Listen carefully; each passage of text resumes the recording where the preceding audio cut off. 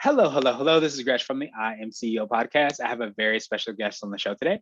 I have Victor Calabrese of Desk Side. Victor, it's great to have you on the show. Awesome to be here. Yeah, super excited to have you on. And before we jump to the interview, I want to read a little bit more about Victor so you can hear about some of the awesome things that he's working on. And proven problem solver, uncanny ability to connect with people. He executes and gets results through continuous learning, health and fitness, and an emotionally balanced life. Victor strives to be the best version of himself in order to provide leadership and long-term improvements for his employees, clients, family, and friends. He is an agile, quality-focused operational driver, critical thinker, and primary tech leader credited with automating hundreds of business processes. And being a strategically focused executive that values security, Victor has helped companies mitigate risk while improving efficiencies by leveraging the right technology. Most companies don't even know how vulnerable they are, or they can improve many of their processes by leveraging the right tech. So that's why Victor's here. So Victor, super excited to have you on. Are you ready to speak to the IMCO community? Yeah, absolutely. All right, well, let's make it happen then. So to kind of kick everything off, I wanted to rewind the clock a little bit, hear a little bit more on how you got started, what I call your CEO story. Yeah, man. So I started back. It's every time somebody asks me this, it keeps getting 1 year more, right? So it's been 26 years that I've been in the IT game. I started back on, believe it or not, a construction trailer. That's how I got started back before servers were a thing in an office suite. I was working for my dad. My dad's always been in construction. And back when I started, I got out of school, so I was a little more tech savvy than most of the people that are out there. And they just started getting servers on at offices. So being in construction, offices are trailers. You know, you put them on site, you have a trailer, and they got the server and nobody knew what to do with it, right? So they would set it up, it would break, it would come online, it would be offline. So me being the young kid was kind of a little bit into the technology stuff. I started playing with it and I kind of fell in love with it. And that's how my entire technology career started. And I just started learning more and more and more.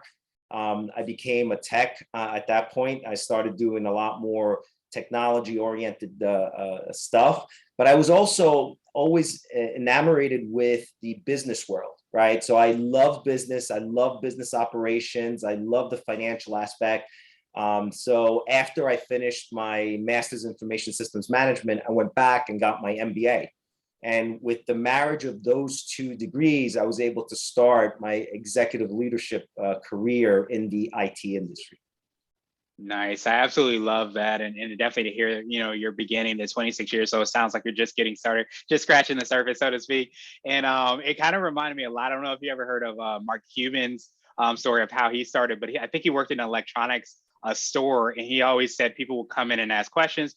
No one knew the answers to the questions, but he would always read the manual. So because he read the manual, it put him so much farther ahead than everybody else, and he ended up being that go-to person largely because he fell in love with it, and he did those extra things that helped him to be that kind of go-to person. Yeah, absolutely. And he's not the only one that has that same story. So like continuous learning is a huge thing for me. That's one of my pillars. You know, I'm writing a book, and one of the things that's in that book is continuous learning, right? You should never stop learning for multiple reasons. One's for what you're talking about, right? Being able to grab that knowledge and be able to access it as things come up. But the other side of it is all of that neuroplasticity that happens in the brain, right? So as long as you're learning, you're not aging as quickly. So one of the things that I keep telling people is like, you don't want to die early, just keep learning. Yeah, there you go. That's the key to the Benjamin Button, right? To be able to kind of lean into that. But I think it's so huge because I almost feel like, and I don't know if you feel the same way, that there's a art to learning how to learn as well too. So it's almost as if once you start to continuously learn new things, continue to kind of scratch the surface and get better, it helps you to kind of learn how to do other things sometimes that we aren't really as natural in doing because you kind of learn the art of learning, if that makes sense. Yeah, absolutely. And there's different ways. There's different types of learners, right? There's auditory, there's visual, there's people that have to experientially learn. So you have to learn what type of learner you are. And then you're absolutely right. You go and you learn something new, something that you may not like. And you know how many books I've started that I just never finished, right? And that's okay. You just start, you go through it, and maybe something that you love. There's other stuff that I just fell into that I loved, and I'm like, wow, I want to learn more about this kind of this topic. So yeah, you're absolutely right. Just keep learning whatever it is. You'll find the stuff that excites you and the stuff that just turns you off, and you just kind of walk away or just keep going. Yeah, absolutely. Something that we didn't we didn't learn from school that you can actually take a book, read it, and realize it's not for you, and put it down and actually try and find ultimately like what is your thing. So absolutely love that you've been able to do that. And you mentioned, being able to kind of, get your MBA, get your master's in technology as well too. And I almost feel like those two worlds are starting to kind of merge together, where you always hear that you're the business that does technology, you're this business that does technology. It's not that these are two separate worlds. So I imagine that's a lot of what you kind of help out clients with. So I wanted to drill down more, hear a little bit more about what you're doing at that side, how you're making that impact that the clients you work with. Yeah, and it's actually that's a really great point. So one of the reasons why we started that side, because we had another company, another MSP back in the day that we ended up selling in 2016. It was more of a traditional MSP where they focus more on the technology. They actually separate the need of business with technology, as you had pointed out, because one of the biggest things that they used to say there is, let us concentrate on the technology so that you could concentrate on what you do best, your business, right? Well, you're absolutely right. I saw it after we exited that business. I saw that technology scheme has changed. You can't separate business from technology anymore. It's actually one of the reasons why we built that side. That side has a very big focus on business needs, procedural needs, and the technology that would best fit or best serve that need. So we bring those two together. So I can talk business with a CEO or COO, an executive leader, and actually say, tell me about the business points. Don't worry about technology. Technology we'll talk about later. But talk to me about the operational needs, the efficiencies, your P&L, your financial needs. Talk to me about those things. And then from there, those are the business needs that we can then plug in technology. Maybe there is a better accounting package. Maybe there is a better system that will automate a process or make your employees more efficient. But that's more of a discovery kind of thing, right? Once you got all the foundational technology in place, which every single MSP can kind of do these days, what they can't do is then look at the business needs and bring in the right technology to serve those needs.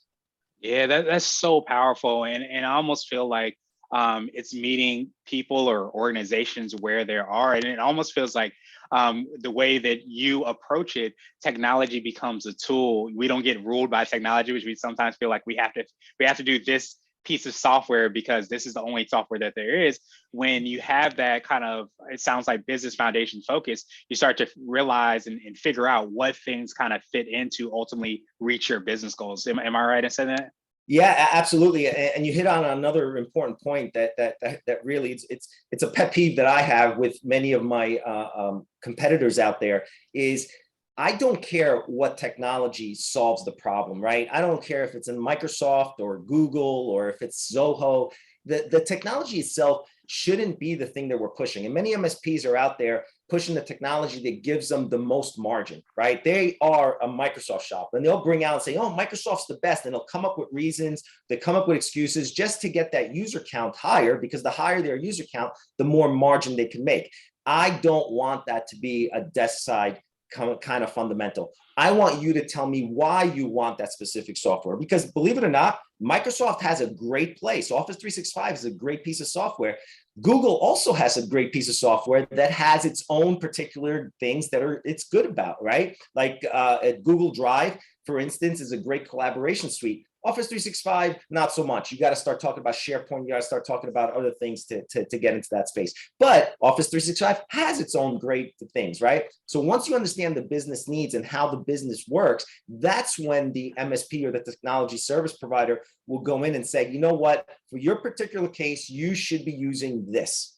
And that's where we should be doing better as a technology industry, not so much serving our margin, but serving the business needs and bringing the right technology to the table to serve those needs. Nice. I love that. And it definitely sounds like a strong, pillar or foundational element in everything you've been able to build. And what's actually was coming to my mind, and I don't even know if they have this in technology, but a lot of times you hear in the financial industry, you hear the word fiduciary, where you have a fiduciary responsibility to be able to do what's best for the client, not what's best for your bottom line or your pockets or whatever company. And it almost sounds like the same thing, where you're listening, you're engaging, you're having those conversations, you're understanding that, and then figuring out the tool that best fits them, not necessarily what best fits the organization. And I think that's a really big change. And I love that it sounds like you're leading the charge in terms of technology, and many other companies that need to do that too.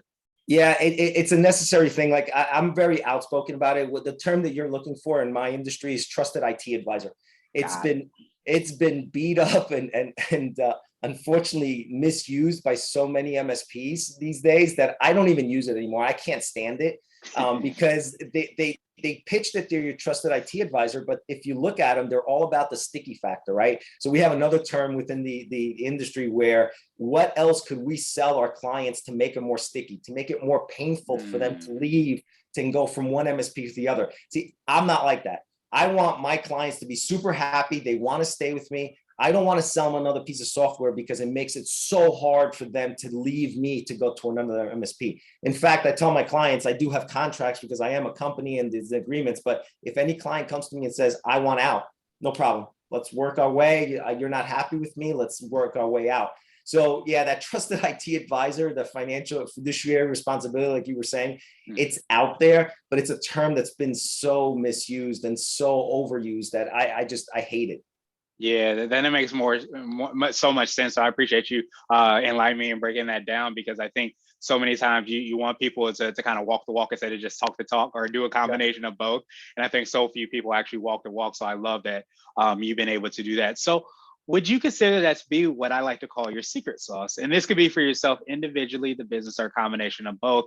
But it's essentially what you feel kind of sets you apart and makes you unique. Do you think it's your ability to, for lack of a better term, sounds like empower your clients and customers so that they can ultimately reach their business goals and their aspirations? Yeah, I mean, there's two big ones. The vendor agnostic piece of it is huge. Like I said, I don't throw at any client what would make me the most money. I really do look at that business need and come up with the solution. The other one is going to be all around making sure that I'm treating them right. I'm not only pitching, I'm also doing what I'm saying. The third one, which is huge, is that security portion of it. Like I talk about security as a pillar to what DeskSide does, because a lot of my competitors out there barely understand what security is. You know, they feel like they put some antivirus on a computer and that's all.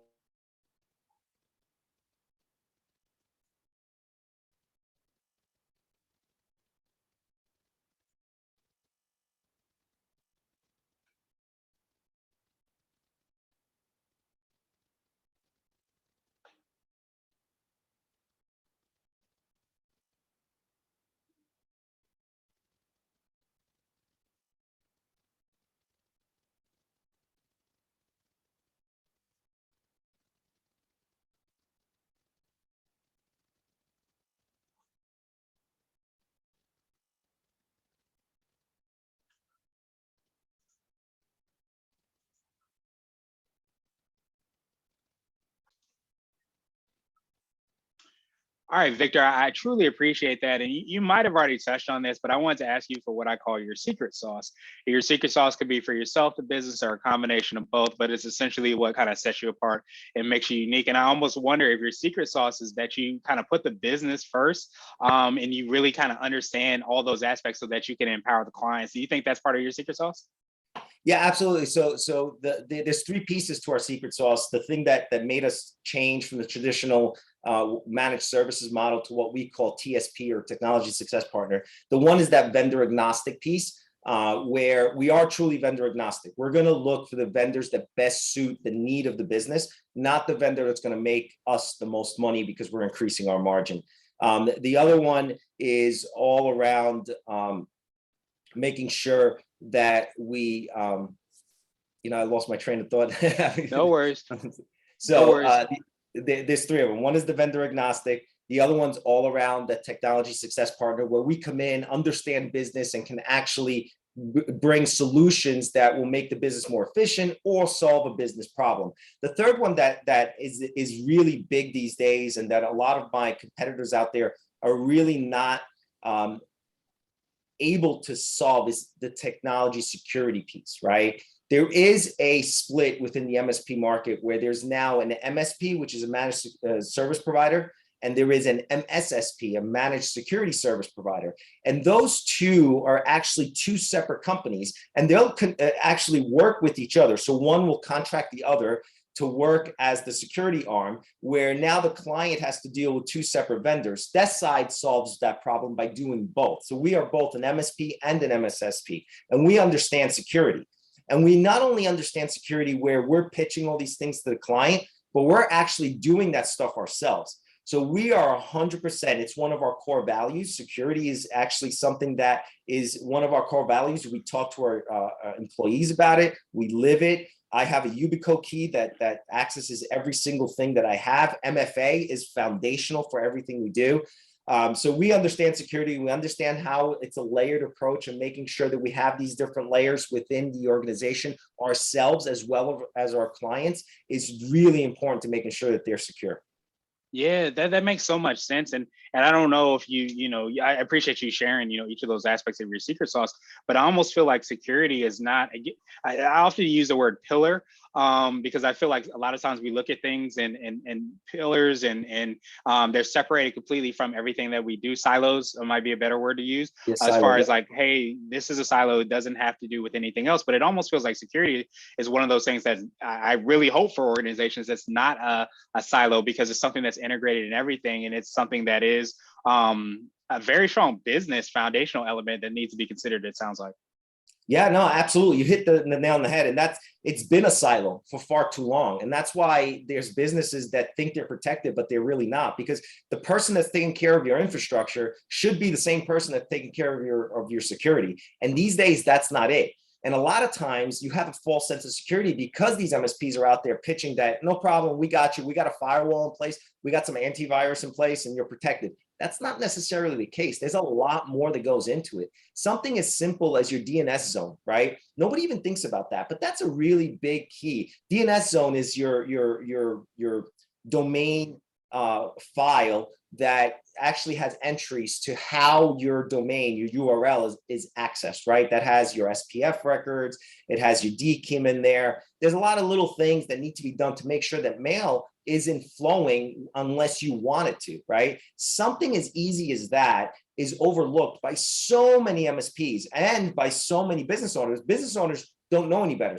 MSP, shame on you. You should know better, right? But doing something as simple as that will prevent things from like your email being spoofed, right? And now your employees getting an email from the CEO saying, hey, I need you to go and wire $100,000. Those emails shouldn't be coming in because you should have certain layers of protection in there that are really easy to put in place. Now, I don't want to make it sound like that's it. You just do that and it's very simple. Remember that security is a layered approach, but you do the simple things.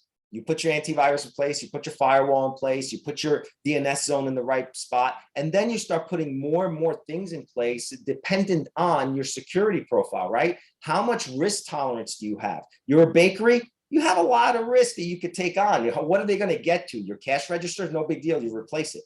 You're a bigger business, a manufacturing facility, your risk tolerance is a lot lower, right? Those guys are 24/7, they're always working. You can't be down for a minute. So depending on what your risk tolerance is, you put more and more layers of security in place. That should be the same provider that understands your infrastructure, that understands us having those conversations on a regular basis, not a completely different provider. Yeah, that makes so much sense. And I love that you and your team have been able to kind of integrate each of those aspects, because I think what to me is the biggest crime is that those conversations aren't happening at all. Like, even what is your risk tolerance, and whether you're a bakery or you're a huge manufacturer or you're a government contractor, it's like having those conversations is so important, because you start to understand and you start to, I think, realize and have awareness around what might be vulnerabilities, what things need to be considered, but that it doesn't end up becoming a conversation, it sounds like, until after something happens. Oh, I received an email from the CEO that said X, Y, and Z. Now we need to take action, when something like that could have been potentially mitigated or even stopped before it even got started.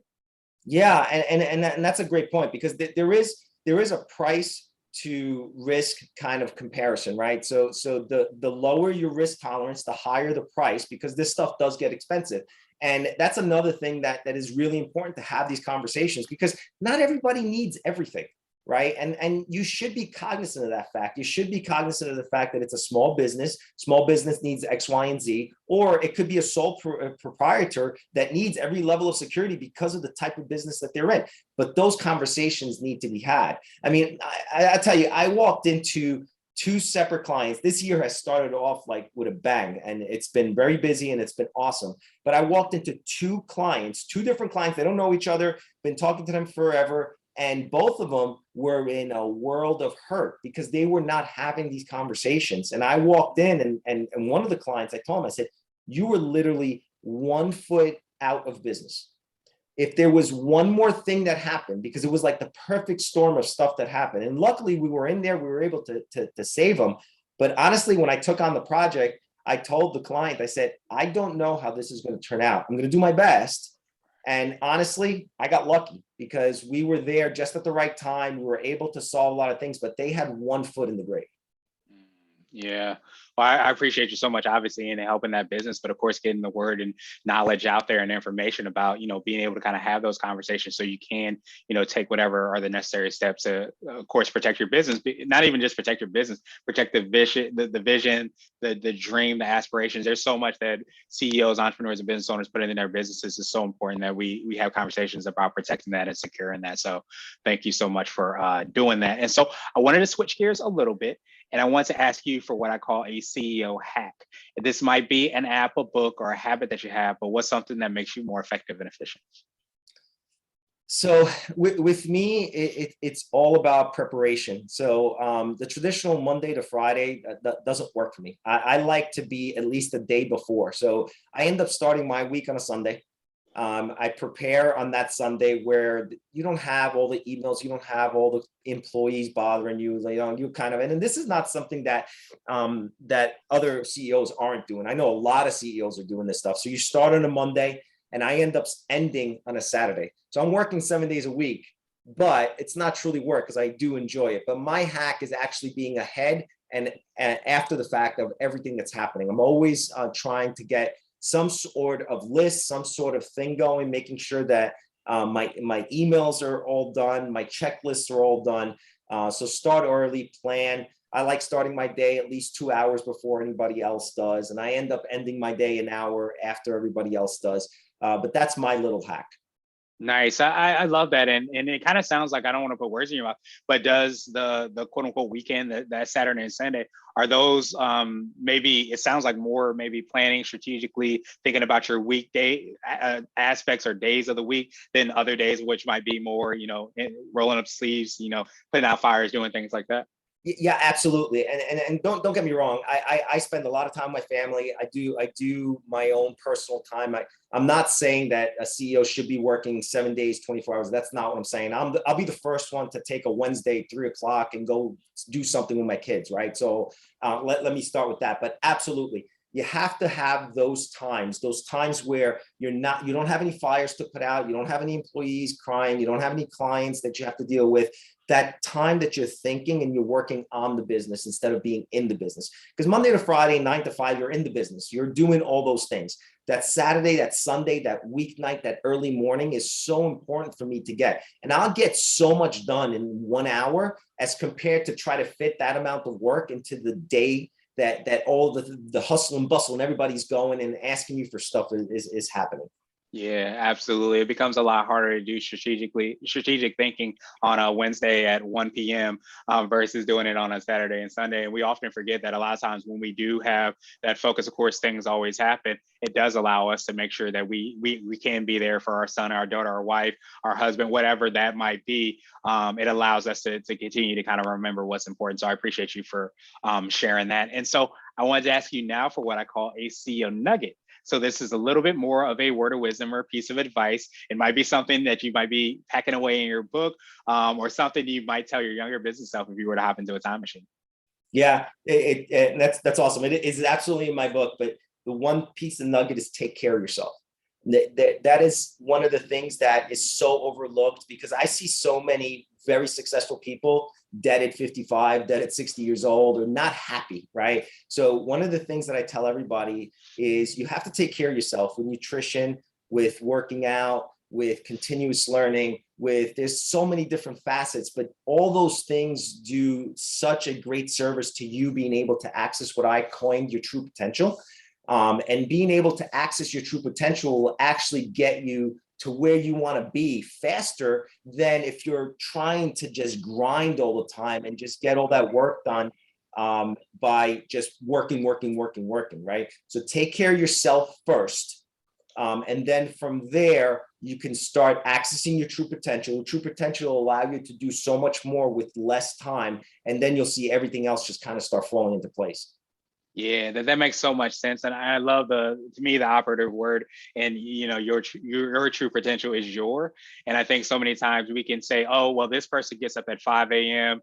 They work 12 hours a day, so I'm going to do that same thing, but we lose sight of what we need in order to be optimal and reach our potential. So it's so important, and I appreciate you talking about the holistic aspect of that, whether that be spending time with loved ones, whether it be cultivating our relationship with ourselves, self-care, whatever that might be, and however it manifests itself. It's important that we pay attention to that so we can reach that true potential. Yep, absolutely. Awesome. So wanted to ask you now my absolute favorite question, which is the definition of what it means to be a CEO. And we're hoping to have different quote unquote CEOs on this show. So Victor, what does being a CEO mean to you? To me, it's being the number one educator in the organization. The leader is the one that is able to teach. And I spend a lot of time just teaching everyone else, because the reality of it is, if you're doing all the work, you're never going to get anywhere, right? And trying to give work to other people that don't really understand it is not going to get you far either. So what you want to do is be there, teach them, get them to a point where they're doing more than you can ever do. And then you just start replicating that and replicating that and replicating that. And before you know it, you have a crew of people that are doing way more than you're able to do by yourself. And that's when you start being successful. Nice. I love that. And I think it's such a refreshing, perspective, because I read, years ago that, leaders are readers. And if you, like most people, understand, when you truly reach mastery of something is when you're able to kind of teach it to somebody else. So when you step into that educator role, it means that you have that understanding of it, but you're able to kind of teach it to somebody else, and you start to amplify and magnify the impact that you could have, because you're not doing everything, you're empowering others. So I think it's something that's so powerful for CEOs, entrepreneurs, and business owners. Yeah, absolutely. I mean, I love it. I started my career before I went into the technology space. I was a teacher. I taught chemistry and physics for 1 year. Nice. But that life, I loved it. And it's something that's always been a passion of mine, but I've always taken that throughout my entire career. And when I was a manager all the way up to a C-level executive, I've always had a lot of success teaching someone and getting my hands dirty every single time. I still get my hands dirty today, because that's how people learn best, is right. You show them, and that's how they'll learn. But that has served me time and time again. Yeah, that makes so much sense. And it kind of, ties right into what we were talking about before, where you said people learn in different ways, and being able to kind of speak to them. That's straight from a really great teacher, and being able to kind of understand, let me meet you where you are. And sounds like you do the same with your clients and your customers as well. So absolutely appreciate that, Victor. Of course, I appreciate your time even more. So what I want to do now was pass you the mic, so to speak, just to see if there's anything additional that you can let our readers and listeners know, and of course, how best people can get a hold of you, find out about your upcoming book and all the awesome things that you're working on. Yeah, absolutely. So best place to find about the company is deskside.com. We're on every single social media platform as Deskside TSP. I would love people to, one of the things, like, again, I am an educator. I'd love to have conversations. It doesn't have to be a salesy thing. If you have any questions, please feel free to reach out to me. I've been helping people via the social media channels my entire life. I do a lot of these podcasts and a lot of these things just to give back to the community. So don't hesitate to ask for help. I'm right there, especially if you're a young kid trying to get into this industry or trying to get into the technology space or business space. I love mentoring. I love helping. So please just reach out.